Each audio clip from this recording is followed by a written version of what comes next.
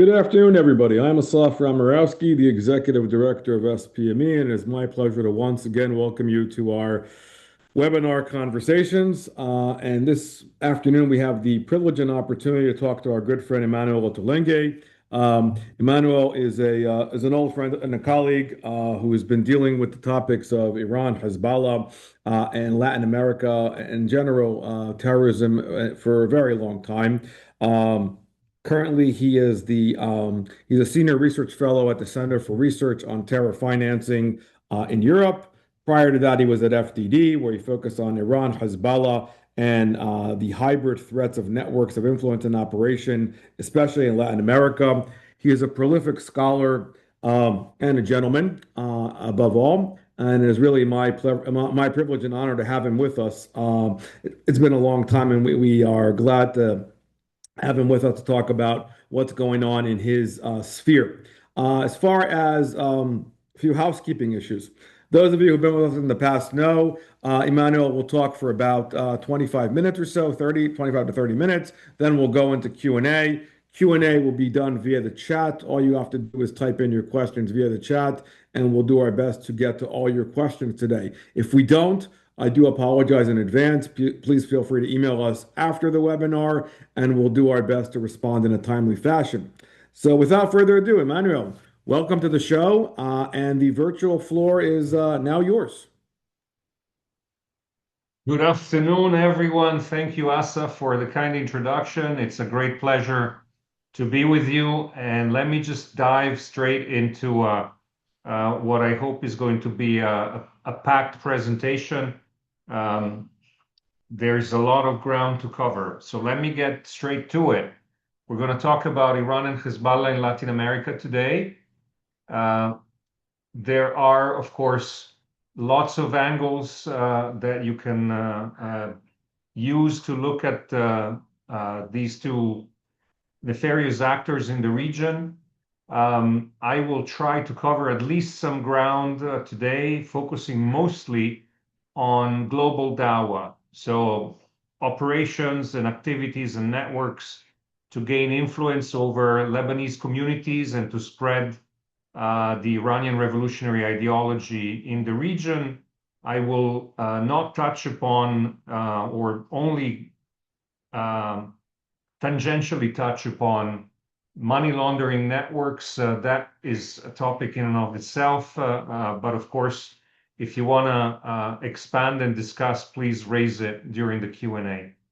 First point is that these two players run different networks that have slightly different goals. It does not mean, however, that these networks are separate and independent from one another. There are points of intersection. The division of labor is functional, and therefore sometimes these networks do overlap and commingle. Hezbollah's main focus is on the Shia Lebanese diaspora, as we know happens also in other regions of the world. Whereas Iran, of course, is a lot more focused on state-to-state relations and exploiting those relations to the maximum benefit it can extract. And of course, it's also engaged in influence operations and outreach to local, mainly non-Muslim audiences. That said, I mentioned they commingle, they intersect, they do assist one another when it's needed or when it is convenient. And one example, which hopefully I'll be able to cover, is the 2023 Hezbollah terror plot in Brazil, where that convergence is quite visible. Briefly, some of the figures, the key figures implicated in that plot did travel to Iran for extensive periods of time, probably to get instructions and also obtain resources. The network that supported them in the diaspora intersected with the Iranian influence network in Brazil. Some of the suspects and the people investigated by Brazilian federal police were very much part of the network of Shia centers sponsored by Iran. And of course, they also relied on a network of front companies and businesses that typically are involved in money laundering, but in this case, probably were used as a conduit for financial activities. So I mentioned that the division is functional. Let me just say a few words and start with Iran, and then we'll move to Hezbollah. Iran's main goal in Latin America is, of course, to spread its revolutionary ideology, both through influence operation with large audiences of Latin American publics, but also, of course, to build, wherever it's possible, friendly relations with governments that can be leveraged. I'm going to speak briefly, specifically about Venezuela, given that that country is now in flux, just to say a few words about how important these relationships can be to advance Iranian interests. Among the activities that Iranian networks are engaged in is to establish operational bases, to train followers, to persuade and recruit to their causes key opinion influencers who can be politicians, can be journalists, academics, clerics, members of the broader public. Wherever possible, also establish alliances with local political movements, especially in countries where the governments may not be as aligned as they are or were in Venezuela, Bolivia, and Nicaragua. So they will build relationships with radical movements from both the left and the right, and also indigenous movements in countries like Brazil, Argentina, Chile, Peru, where, as I said, the governments are less friendly to Iran than, say, the Castro Chavista regimes of Cuba and Venezuela. Part of these activities, of course, are for influence purposes, but also to build a network of sleeper cells, because these networks are dual use. And in addition to that, Iran has also exploited sort of religious themes, such as providing certification for halal meat, providing services to diaspora religious communities in order to insert agents and build networks that can provide support to its needs and goals. Now, Hezbollah, I mentioned, operates slightly differently. The main goal of Hezbollah in Latin America is to build terror finance networks. These networks, as I'm sure many of you know, have been deeply involved in interactions with organized crime. There is plenty of public information and documentation about that over the past decade and a half. How they interact with networks, with criminal networks specifically.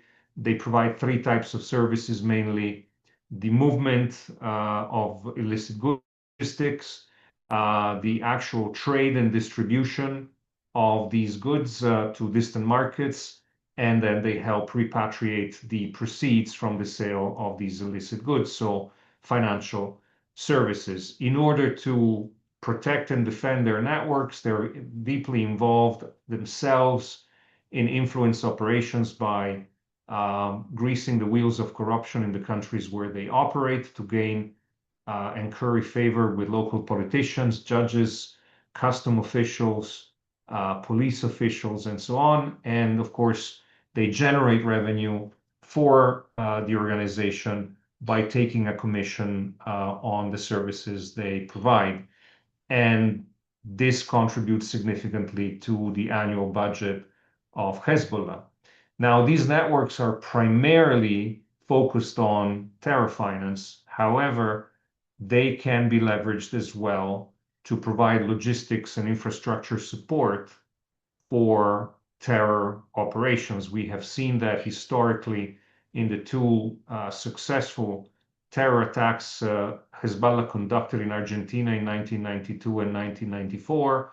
And we have seen that also more recently in the number of Hezbollah connected plots that were foiled in recent years, including the already mentioned recent one in Brazil. But what I'm going to focus on is the last point, because in order to ensure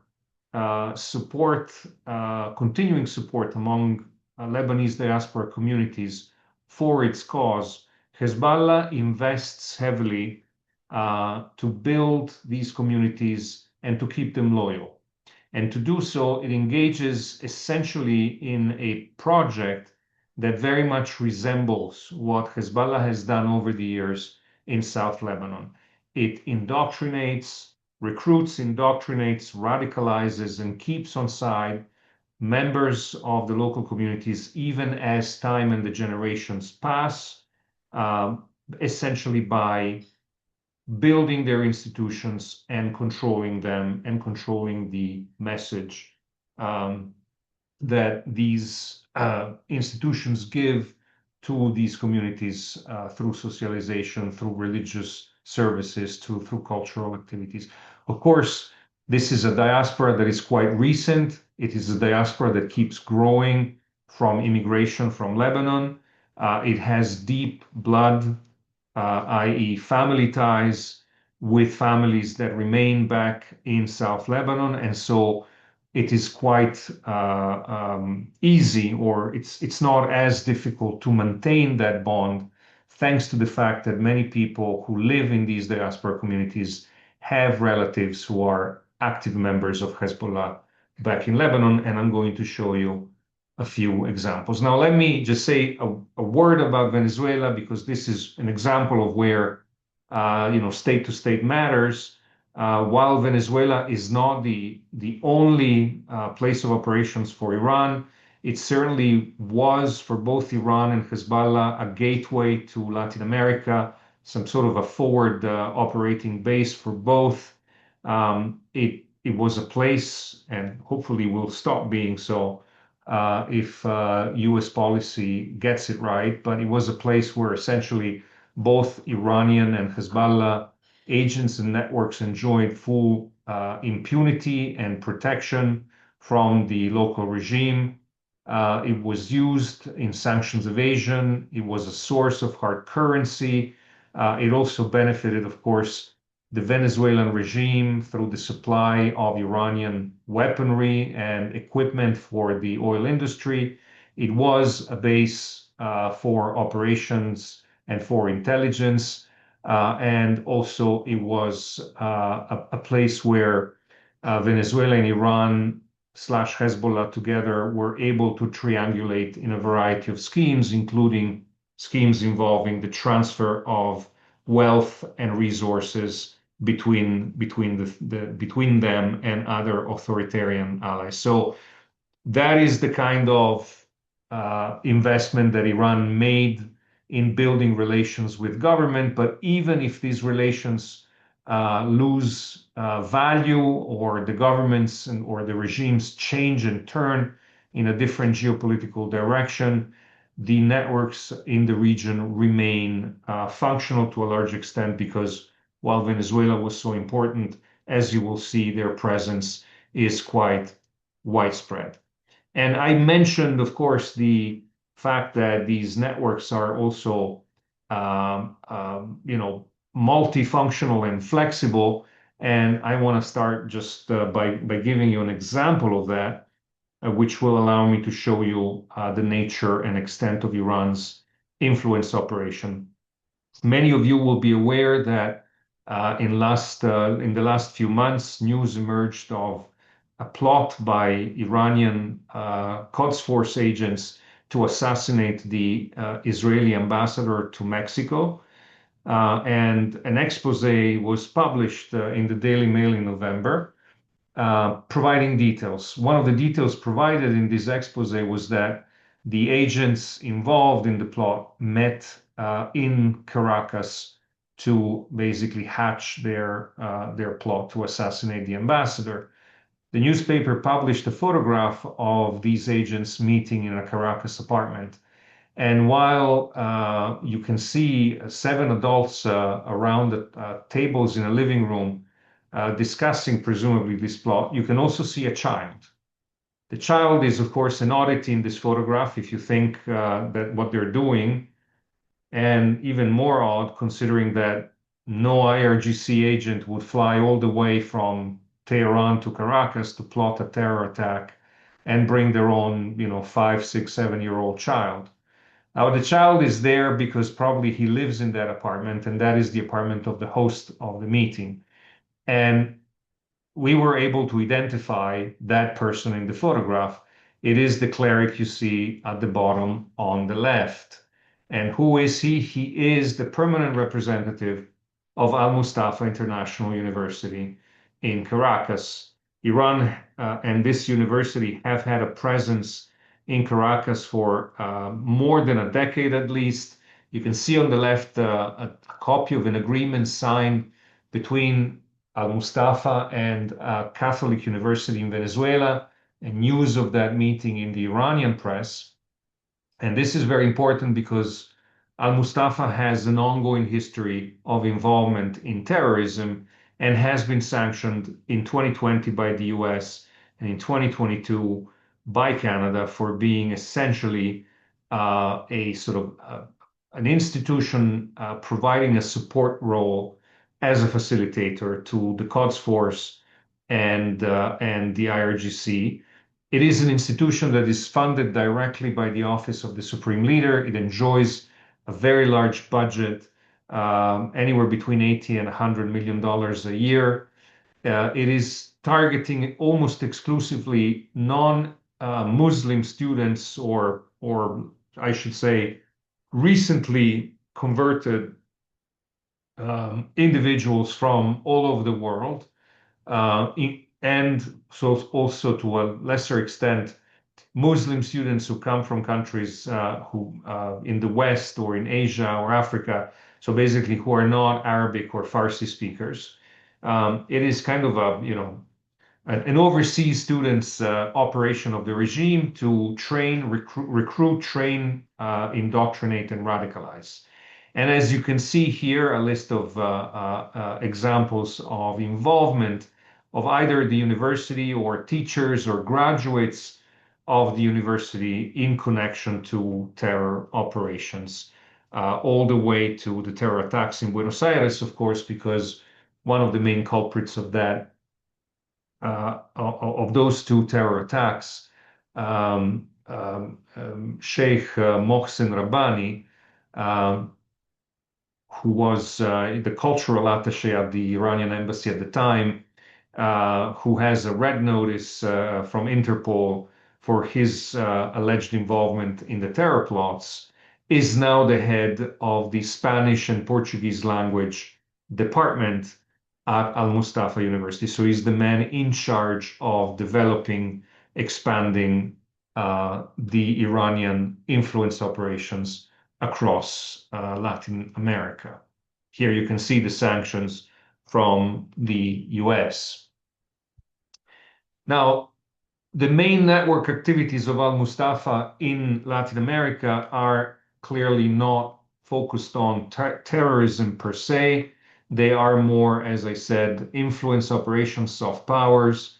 The main institution in Caracas and a lot of other centers that have been established by Al Mustafa missionaries across the continent are involved in recruitment. They offer degrees in Iran, usually with a mixed module of study online, study in presence in Caracas, and then travel to Iran to complete the studies. They do take people to short trips that are usually designed to sort of enhance support and identification with both Shia Islam and the Iranian Revolution. And during those times when students go on these short trips that are fully funded by the regime, regime handlers there will identify the most talented and promising individuals who are then offered the possibility of extending their studies, gaining degrees, becoming religious clerics, and they are usually then dispatched back to their own countries to open cultural centers that then turn into force multipliers for the revolutionary message promoted by the university. The university, of course, also seeks institutional connections, and it has a panoply of tools to amplify the message, from local media platforms to publishing houses, many of which exist already in Latin America and publish in the local languages. The spreading of literature through online publications, printed publications that target pretty much every audience you can think of, from children all the way to highbrow academic publications, and of course also events and media to promote Iran's revolutionary message. And here you can see some examples. This comes from Brazil. It's sort of a promotion of these courses, kind of an open day for Al Mustafa University held at a mosque in southern Brazil to recruit students who can, learn about Islam and eventually get a degree through local study and travel abroad. And this is a similar event in São Paulo. And here are two examples in Spanish, where once again a degree in Islamic studies is being offered. And we can see that part of that degree can be offered in Caracas, Venezuela, and then eventually students can travel to Iran. And essentially the goals of this recruitment drive are to establish a continent-wide network dedicated to amplify Iran's revolutionary mission. And that's why they seek to recruit people who are locals, because locals will come back. They have no problem traveling. They're local nationals. They can't be expelled. They know the culture. They know the nuances of the local idiom much better than people who have been trained but are not natives. And so that is what Al Mustafa essentially does, and it does so very successfully, with more than 80 centers established across Latin America, with hundreds of recruits that have traveled to Iran, and with already a cadre of clerics who are Latin American born, most of them converts. You can see here a sample list, and you can see actually on the right that some of them, in addition to having studied, being qualified as clerics, having led Islamic centers, have actually entered politics, which is one of the next steps that these cadre of recruits will be involved in. Penetrate all levels of society, whether it's politics or academia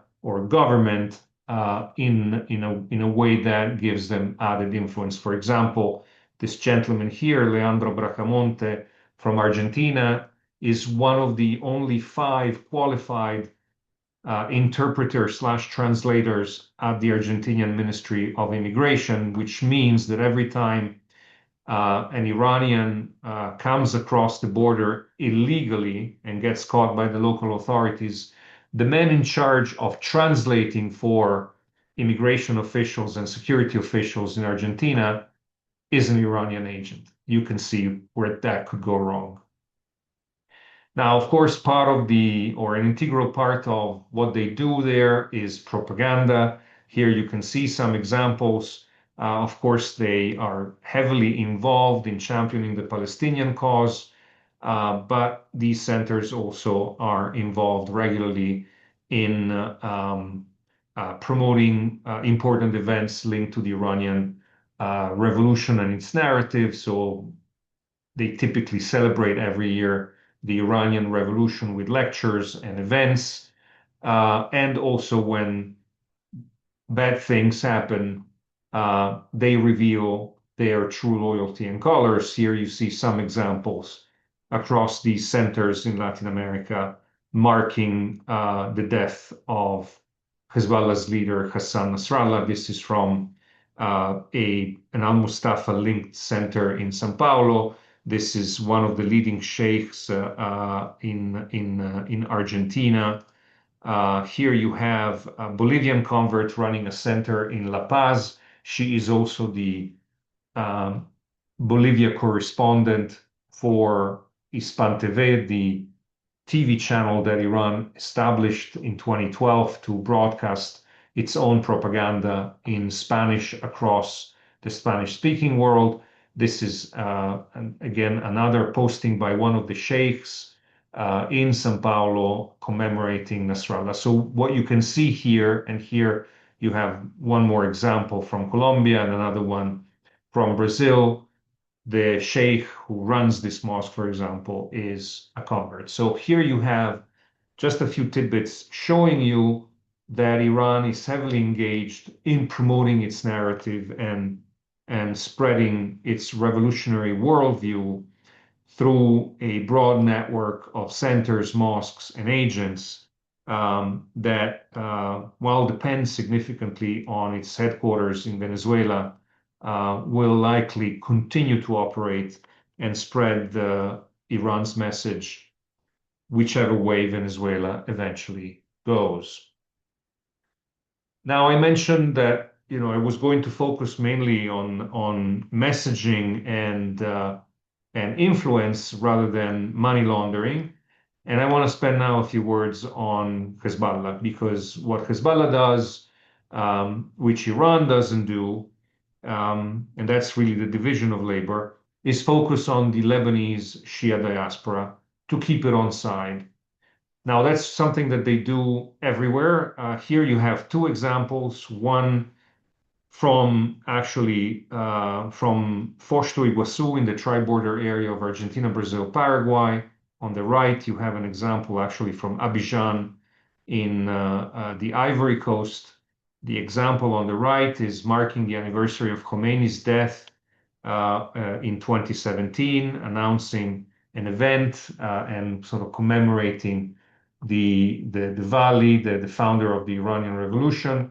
On the left, you have an event being announced about the visit of Khomeini's grandson to the local Shia mosque in the tri-border area in 2015. Mosques are the first stop for Hezbollah's Dawah operations abroad. Control of the mosques means controlling the message. It means being able to control the community and also leverage the community for fundraising operations. The clerics are usually linked to the Foreign Relations Department of Hezbollah, which is essentially the foreign office of the movement. It is in charge of maintaining connections between the mothership and the diaspora. It is also in charge of leveraging these communities for fundraising, and some of its leaders have been sanctioned. Others have risen through the ranks to become important stalwarts of the party back home towards the end of their career, but many of them have spent time abroad, and it's clear that control of the mosques is one of the key elements of Hezbollah's strategy vis-a-vis its diaspora. And another tool that they use, of course, is the youth movements, very much like they do in Lebanon. The scouts are a tool to indoctrinate and raise a new generation to loyalty to the movement, sympathy for its cause, and identification with its values and worldview. And so what you find all over the diaspora, and Latin America is no exception, is that there are local, seemingly independent scouts groups established by the local community. But when you look closely, you will see that these movements actually are part or are modeled after the Al Mahdi scouts in Lebanon, which are, of course, the scouts of Hezbollah, and they are a conveyor belt straight into the militia once the kids turn 18. Here you have an example celebrating the 25th of May. That's actually a giveaway when you find communities that do mark May 25th as a sort of as an Independence Day for Lebanon and not Lebanon's Independence Day, which occurs in November. You know that the mosque and the community is Hezbollah leaning. And this is an example from the tri-border where the community is celebrating May 25th as a day of resistance. May 25th, of course, is Israel's withdrawal from South Lebanon in the year 2000. You can see the kids dressed in uniform, in sort of celebratory uniform for the day. They're wearing one of the slogans of the Mahdi Scouts. And although there are no Hezbollah flags inside the mosque, I think that the slogan here on the wall is quite a giveaway. They are celebrating Mukawama, the resistance, i.e. a keyword for Hezbollah. Now, I mentioned that this phenomenon is not just in Latin America, it's part of a global strategy. This is a photograph of scouts, instructors, and leaders from the Scouts movement in Abidjan, Ivory Coast. And here you can see a post by the Ahlul Bayt Scouts in Windsor, Canada, just across the border from you, where they make, they don't hide their extremely radical rhetoric when it comes to Israel and the battles and the values that they want to uphold and fight. Now, back to Brazil, we've looked carefully at their scouts movements, and we have found exactly these character traits for these groups, despite their seemingly benign and non-sectarian names and identification. This is a photograph from a commemoration of a militia fighter of Hezbollah who died in combat in Syria. The man leading the commemoration in the photograph is his uncle. You can see he's wearing a Hezbollah scarf inside the mosque as he's reading the eulogy, and he is a Scouts leader in the local Scouts group.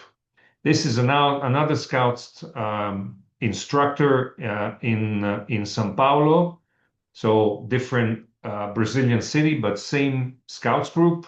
And here is his Facebook post on September 28, 2024, when Nasrallah died. And when you look at who this person is, and this comes from the platform 240 Analytics that I advise, and this is an OSINT platform. So it gathers open source information to identify members of the Lebanese population and tie them potentially to Hezbollah. You can see that while this gentleman who lives in Brazil is not necessarily linked to Hezbollah, or there is no public information that enables us to do so, but his brother is a member of Hezbollah based on data obtained from the leak of Al-Qard al-Hassan records in late 2020. So this is very likely a Hezbollah family. One brother is a member of the militia, another brother the Scouts, and eventually sent abroad to lead the Scouts group in a foreign community. And again, just like in the case of Iranian Center, one indication of where this community stands was graciously given to us a year and a half ago when Nasrallah was eliminated in Lebanon, because communities took the official position of commemorating, decrying his death, eulogizing him, organizing memorial services and events, or shutting down schools for the day and so on. This is the tri-border area. This is the school, another tool that Hezbollah uses to control communities.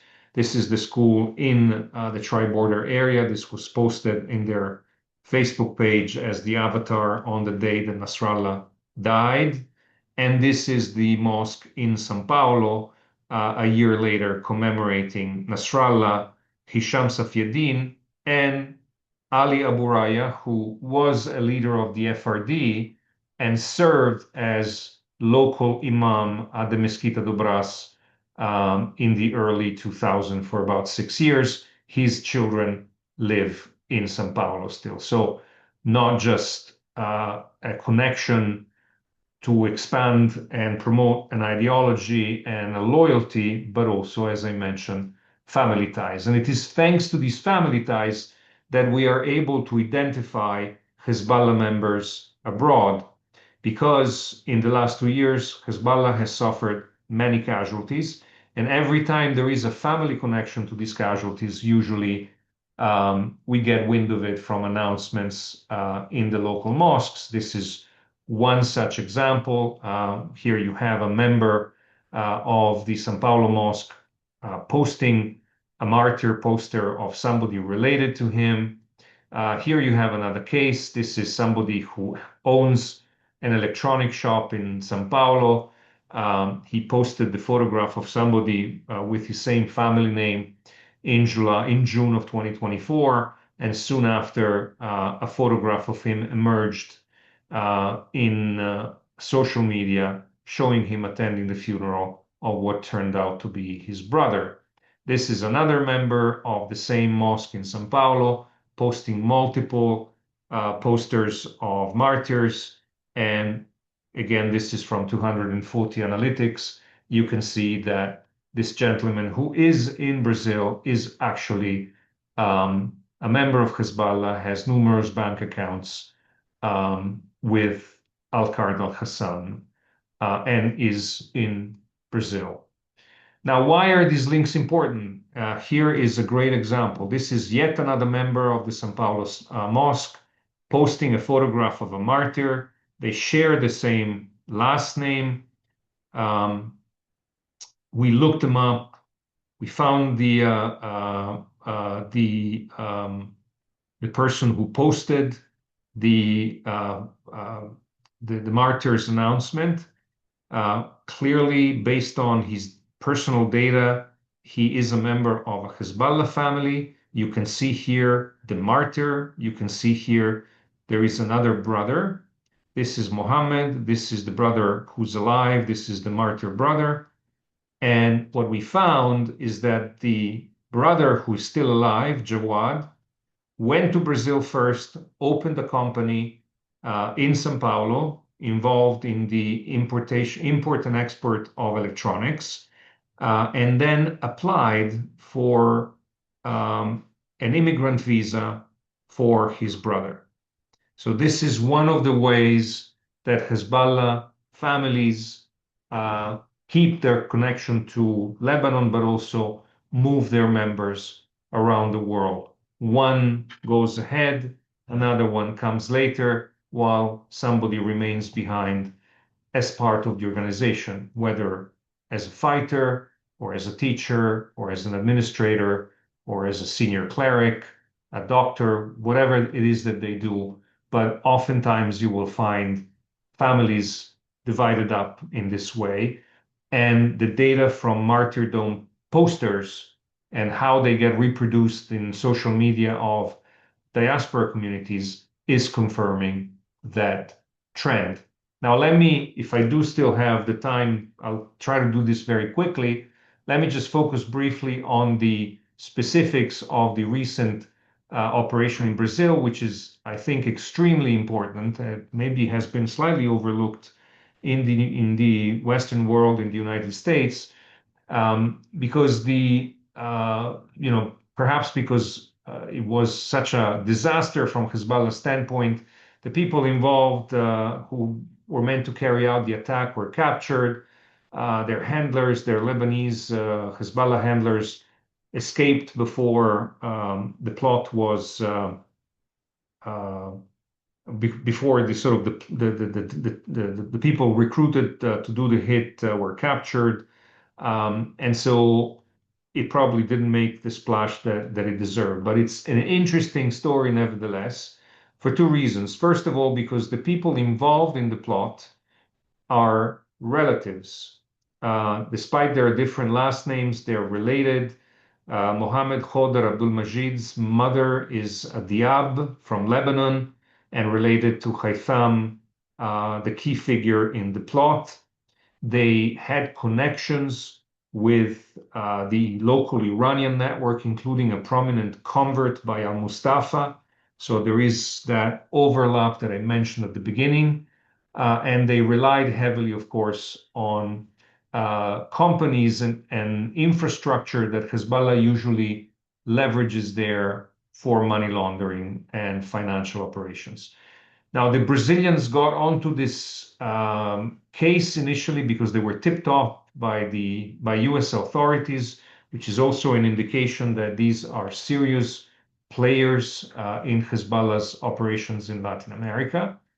And more interestingly, perhaps, before landing a job as key coordinator in a terror attack, Haytham Diab, for many, many years, while he was abroad out of Lebanon, he spent some time in Africa too, was repeatedly implicated in police investigations. He had frequent run-ins with authorities.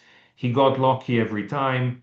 He was in jail for about 18 months, pending extradition for involvement in a international drug trafficking ring. He got out because the Brazilian authorities denied the German request for extradition. He was briefly detained in 2017 by Paraguayan authorities, and his phone was actually seized during that brief detention period. But he managed to escape every time, and soon after his last arrest, he went to Iran and spent 3 months there, probably getting training. He has important contacts in his phone, which indicate he was no outlier.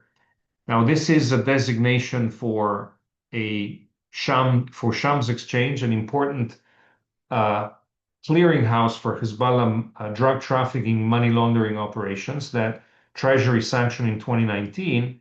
And what we found in his phone is one contact that, based on open sources, corresponds to the mobile phone number in Lebanon of one of the owners of Shams Exchange.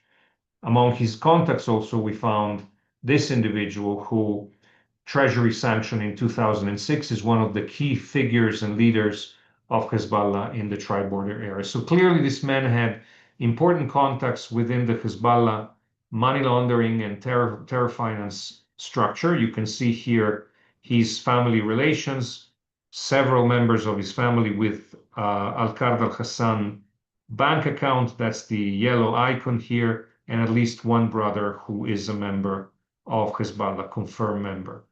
And last but not least, recent publication of or revelations by a former Italian counterintelligence agent, senior counterintelligence, I should add. He was the head of the counterintelligence for many years, publicly identified this man as somebody who has been in charge of the Hezbollah unit tasked with plotting overseas assassinations, which is consistent with what they were doing. So here you see a great example where the Hezbollah financial networks, the family ties, the Iranian networks of influence, and terror operations all converge into one story.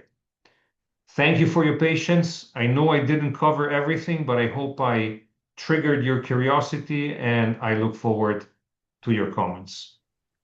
Manuel, thank you for that extremely thorough and really superb presentation. I have many questions, and I know Alex has a bunch of questions as well. Let me start off, take the prerogative as asking the first question. This kind of comparing, contrasting between what you described to what we've been seeing here also in the U.S. But given the great deal of focus that you did on how the scouts has lent itself to the whole laundering of information, data, and whatnot. Obviously, as you know so well, here in the U.S., there's been a move to crack down on foreign terrorist organizations, their 501c3s, and their charitable status. Is there a move in Latin America in that regard there? Do they have the same kind of tools and capabilities as far as cracking down on some of these proxies in the way that they've been laundering and using the institutions as we've been seeing here in the US? And what can be done to that effect, if so? That's a great question. Let me break it down by first telling you a bit about Latin America and then sort of brainstorming with you about what can be done. So in Latin America, we encounter some serious problems on all levels because most countries in Latin America do not recognize Hezbollah as a terrorist organization. Even the countries that do, except maybe Argentina, haven't developed the legal tools to actually go after these types of organizations. And so you have two difficulties. One, the lack of recognition means that you can only address issues with law enforcement tools, not with intelligence, not with prevention, but only investigate after the facts usually. And two, even the countries that have recognized Hezbollah as a terror organization have not necessarily put into sort of their legal toolkit what they need to do to actually go after these actors. Now, with regard to the U.S., there are, of course, active scouts movements with links to Al-Mahdi scouts.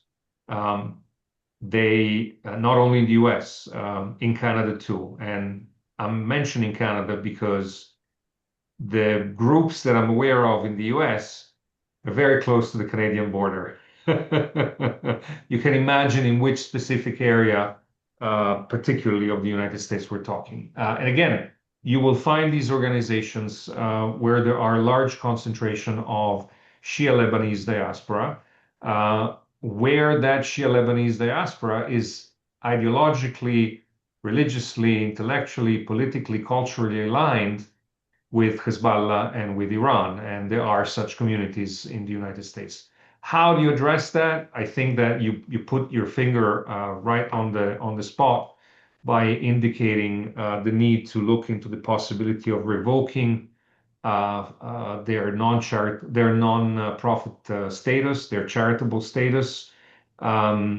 Clearly, one should look more carefully about the content of the materials that are used to educate and train and raise these young kids. And now that is difficult because you would have to sort of insert yourself in their activities. But I think that even when you look at open sources and what they broadcast and put out in their media and their social media, it's quite evident that these are very radicalized groups. One should look also at the possibility of targeting some of their leadership, the instructors, the clerics, because many of them are not US citizens yet. And insofar as they are on a visa or on a green card, and they're involved in the spread of radical ideology, extremism, and radicalization, and apology for terrorism, I think that at least, especially at this time with this administration, something can be done. Great, thank you for that. Alex, over to you.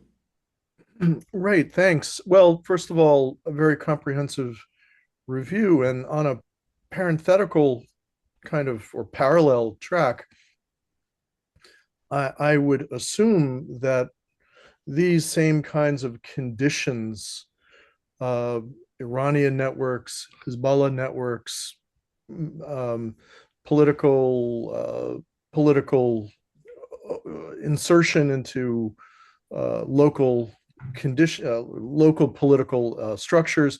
I assume that all this is also taking place in West Africa, in various states, where the Lebanese diaspora and Shia communities have been in existence for quite some time. But I'm curious about the reaction of Catholic authorities in Latin America to all of this Shia and Muslim, first and foremost, proselytizing, but also political manipulation. And has there been a reaction or not? That's a great question. As to the reaction, I am not aware of one. By the way, I'm not aware of a reaction by sort of the World Union of Scouts or other such international organizations to the Scouts. And perhaps it's because they're not paying attention. I can tell you, you mentioned West Africa, and there the problem is even more acute because for two factors mainly. One, the Lebanese communities there are more numerous and more rooted and more integrated in the local economies and political systems. They've been there for longer.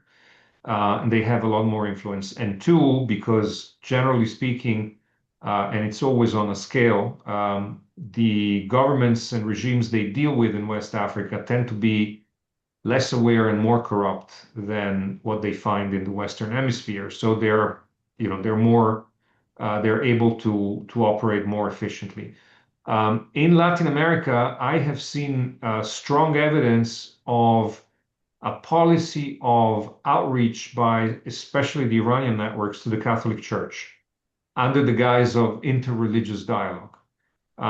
If you recall I don't know if you had the chance to see the details on the screen, I went through quickly, but the slide where I showed the agreement between a university in Caracas and Al Mustafa. The university in Caracas is the Catholic University of Caracas. So it is a religious school. The agreement was struck between the dean of the Catholic school, who is a priest, and the cleric who heads the Al Mustafa operation there. I've seen plenty of evidence of events, joint activities, lectures between Iranian and Shia Lebanese clerics on the one hand, and Catholic bishops, priests, Catholic leadership in other places of Latin America. They're usually marketed as interreligious dialogue and multi-faith, but it's always missing at least one faith from that type of dialogue. You can guess which one that is. And I think that it is a way for these networks to essentially exploit two issues. One, build connections to the church, with which technically they are in competition. They're trying to steal their followers. And two, it's a way to promote Shia Islam as a moderate Islam. That's the message they give. They say, we are not the Salafi crazies that burn Christians alive across Central Africa or in the Islamic State. We actually fought the Islamic State. We protect the Christians of the Middle East. The Christians in Iran live very well and they're very happy. Ispan TV has actually produced several documentaries about Christianity in Iran, Christmas in Iran, the Armenians in Iran, to essentially broadcast this imagery of Shia Islam as an ally in the fight against radical Islam. And I think that there is a mixture of naivete and perhaps other less noble sentiments on the part of the Catholic authorities in opening up and being willing to have this dialogue. Whether this is happening in the United States, I can't tell you, I don't know, but I would certainly keep an eye open. Emanuele, let me Of course, Latin America is the home of liberation theology within the Catholic Church as well. So there's a certain potential synergy between the Iranian Shia message and certain strains of Catholicism in that particular region, which have resonated for 60, 70 years or so. There is no doubt that, and the Iranians, again, in their propaganda, they're working very much on messaging, presenting themselves, emphasizing their role as defenders of the oppressed, and sort of showing Islam as something that is almost compatible with Christianity. Now, interestingly enough, and that may be an exception to the rule, but they promoted their brand in southern Peru among natives. And there, the message was modulated slightly differently. They essentially presented the Mahdi as the equivalent of the hidden, not the hidden imam, but the sort of hidden Inca emperor who has to return and rescue the Incas from the oppression of the invaders. So they're very, very skillful at using or touching sensitive chords within local societies to present themselves as the panacea for the problems. And I think that they probably have exploited that soft spot within parts of the Catholic Church in Latin America to make advances. So what happens if Iran falls? That's a great question. I don't know what happens. I assume that you will have certainly a reservoir of nostalgia and resentment among these communities. I don't think that they will overnight, the support for Hezbollah and Iran will melt away among them, but they will lose the financial support, the access to a lot of the the tools that Iran provides them to conduct their operations, and with that, within a generation or two, hopefully, their efforts to indoctrinate will come to naught. I mean, it's a bit like thinking what happened to the Nazis that escaped to Latin America. I mean, they built their little colonies, they did their parades in uniform, they terrorized Jews, but eventually, without the mothership, they lost traction. It's not going to happen overnight. What's going to happen overnight, I think, is the collapse of many of the institutions that Iran has created, and certainly, at least with the most prominent figures in their network, they will have to essentially stop operating. So there's going to be a significant impact, but we're not there yet. One more question, Emanuele. Just trying to keep an eye on the clock as well here as well. But just jumping to the flip side, to the Israeli side. On the Israeli side, they've been of late obviously expanding their diplomatic ties with Latin America. You've seen a great deal with Argentina and other groups and whatnot. And obviously, we're seeing more support there as far as recognition, as well as what Israel did during after post 10/7, as far as the war goes. How is that affecting some of these intelligence exchanges or crackdown when it comes to dealing with Hezbollah and the threats that are coming? Is there, is that helping with that regard? I mean, or are the Israelis still seen as obviously the root cause, given the sympathy to Iran, as the root cause of all evil, and that's crackdown? I mean, how does that play into some of these conversations? So first of all, things are looking better than say last year or 2 years ago or 3 years ago. There are more governments in the region that are, friendly to Israel, that have replaced governments that were not friendly. Argentina is the clearest case. I mean, I can't say that under the previous government things were terrible, but they were not as good as they are under Milei. We've seen change in Ecuador with a president who's very friendly to Israel. We've just seen change in Honduras, and that's going to go the same way. We'll wait and see what happens with Venezuela, but in Bolivia also there's been change. It's not ideal, but Israel has reopened its embassy. They have diplomatic relations now. There are sort of delegations going to visit there to promote Israeli know-how in agriculture, in water conservation, the usual things, soft power things that Israel can use to advance its interest. Chile is about to change government. We've seen the elections already yield a right-of-center president. When he takes office, I suspect Chile also will be a friendlier environment. I suspect that Colombia will go the same way later this year when they have elections. So all of this is good for Israel. But as I think I try to point out, Iranian networks operate even in countries that are friendly to Israel and the United States. They have had an expanding presence in Argentina for years, in Chile, in Colombia, in Brazil, pretty much everywhere. And so that's one of the challenges.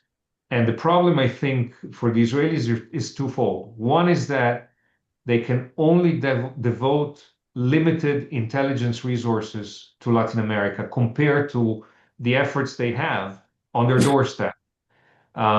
The US really should take the lead in that region for so many reasons we don't have time to go over. That's the first thing. The second thing is that despite good relations with these governments, relations which extend to the intelligence agencies, I think the Israelis, rightly so, are a little suspicious of or a little reluctant, let's say, to share significant intelligence because these services are not always professional.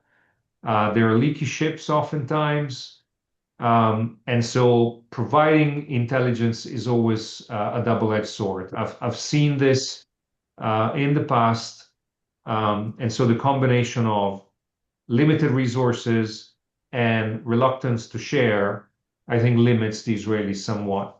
What they can do is work with the Americans, who have a much stronger presence and are the ones holding the ultimate leverage on most Latin American governments to highlight activities by nefarious actors such as Iran and Hezbollah and prompt these services to take action. We haven't seen that much happening during the Biden administration, which did go after some Hezbollah networks there, but did so through the lens of corruption. I'd like to see that more happening now. Great. Emanuele, there's much more to discuss, and obviously, you have a lot to say about all this stuff, and it's critical for everybody to understand the network and how it all plays out. These networks are the foundation and understanding the landscape for cracking down and doing the proper designation. So I thank you for that. And obviously, I want to thank you for taking the time to join us this afternoon. Hopefully, you can come back and share more with us as things evolve and develop. And obviously, we hope we can also see you in Washington in person. So thank you for joining us this afternoon. I want to thank Alex, as always, for being with me as well as co-hosting the program. And of course, for all of you who've joined us this afternoon, please be on the lookout for future webinars. And stay safe, and we will talk soon. Have a great day.